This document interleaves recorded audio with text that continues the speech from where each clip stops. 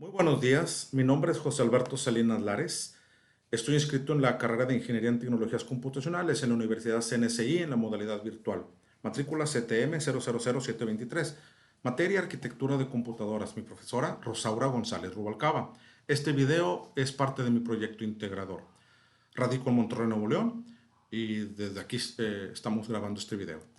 El objetivo es mencionar la importancia de la arquitectura de computadoras para el correcto desarrollo en la educación virtual. Básicamente son dos puntos: ver la importancia, funcionamiento y elementos de la arquitectura de computadoras y el tipo de arquitectura que se utilizaría para una educación virtual. Como introducción, pues los equipos de cómputos como sistemas se componen de elementos varios que en conjunto, mediante un esfuerzo sinérgico, pues te dan un resultado que es el que vemos a la hora de correr aplicaciones o resolver problemas a través de una computadora. Cada uno de esos componentes tiene una historia evolutiva diferente y un propósito particular. El conocerlo nos permitirá seleccionar estos componentes de la manera más propia, más eficiente para que nuestra arquitectura de cómputo sea la óptima para las necesidades que tengamos. Importancia, funcionamiento y los elementos. La arquitectura de computadora pues arranca en un diseño conceptual y luego se transforma en una estructura operacional ya cuando se adquieren y se arman estos elementos. Básicamente lo dividimos en hardware y software, donde en hardware tenemos pues el procesador, lo que es el CPU, periférico de entrada y salida, como una impresora, cámara web, micrófono, el cableado. Sobre todo estamos conectados en una red ya sea local o incluso si no hay cableado, pues también está la parte de Wi-Fi, la inalámbrica, conexiones y puertos.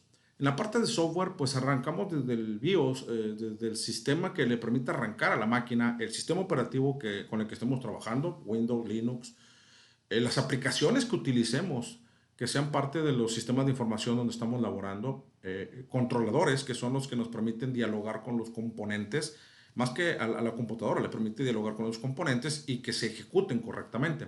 Por ejemplo, un lector de código de barras.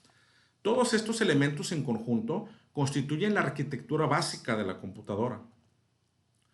En el caso de la educación virtual y otras actividades que en lo personal realizo, pues es indispensable bocinas, cámara web para poder tener videoconferencias y poder tener clases en línea, micrófono para poder interactuar junto con las bocinas con algún participante en una videoconferencia. La conexión, el ancho de banda es súper importante. Disco duro, menciona aquí una referencia de 80 gigas, aunque normalmente los vas a encontrar del orden de los terabytes. 2 GB de RAM mínimo, aunque ya depende de qué tantas aplicaciones utilices, puedes llegar a demandar más capacidad de memoria RAM. Es muy importante la planeación, cuál va a ser el propósito de tu computadora. Eso va a determinar los componentes que debes de considerar a la hora de adquirir un equipo. El procesador, personalmente he utilizado más Intel, pero AMD han funcionado correctamente. Como lo mencioné ahorita, repito, depende del propósito. Si solo vas a checar correos y ver una hoja de cálculo, un procesador de documentos, pues una AMD te va a funcionar muy bien. Ya dependiendo si lo quieres para un diseño gráfico, tienes que ir cambiando, mejorando, haciendo un upgrade de este procesador.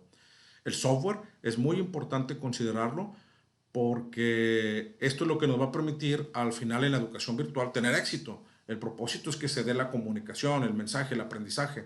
Entonces, el funcionamiento del software con el hardware adquirido es indispensable. Los que son los aplicativos para videoconferencias, pues corroborar que esté funcionando todo bien. Es decir, si voy a usar un software determinado, hay que ver las características que este software me pide.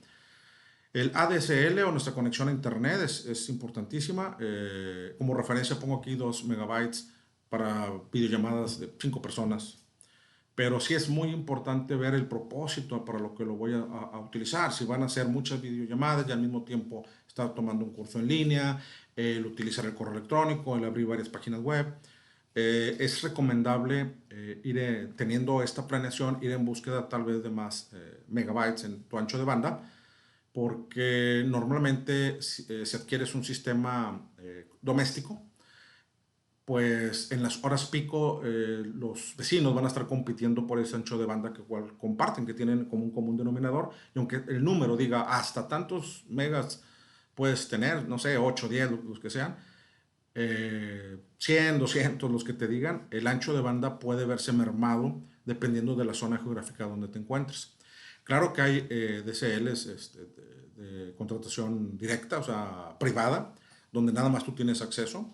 Eso es también muy deseable dependiendo de, por ejemplo, una institución debería de adquirir ese tipo de conexiones a Internet para no competir a diferencia de los servicios domésticos con los demás y poder garantizar esa transferencia de datos. Obviamente nosotros, el receptor tiene que tener un buen ancho de banda para que en conjunto se dé la comunicación. Conclusión, el conocimiento adquirido en el manejo conceptual de sistemas marca un antes y un después. Estos componentes, todo lo que se aprendió en este momento, me va a servir mucho en la carrera, porque es una manera metódica de tener conceptualmente el diseño o la arquitectura de la computadora. Los elementos que vimos, los buses, la historia de la RAM, cómo ha ido evolucionando, discos duros, periféricos, todo esto es muy valioso porque nos permite participar en decisiones de compra y mantenimiento de equipo de cómputo y ya la percepción no es la misma. Ya al ver cada uno de estos elementos, pues ya se tiene un enfoque un poquito más metódico, hasta sistémico, para poder desempeñarnos como profesionistas de una mejor manera. Muchas gracias. Esta es la bibliografía que utilicé. Les agradezco mucho por ver este video y nos vemos pronto. Hasta luego.